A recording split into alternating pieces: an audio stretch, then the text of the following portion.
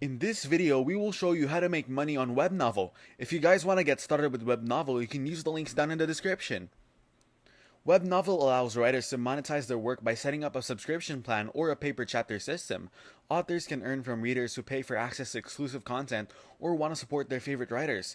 Additionally, authors can set up a tipping system where readers can directly tip them for their work. WebNovel offers a 50% royalty share to writers.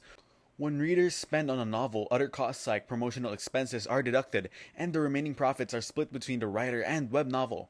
Writers receive payments through direct bank transfers. To get a contract with WebNovel, publish at least 12,000 words on Inkstone, WebNovel's writer portal. Once your book reaches around 50,000 words, you can apply for a contract. Sometimes editors may reach out even if your book hasn't reached the word count, especially if it's popular. WebNovel also offers opportunities for translators and editors.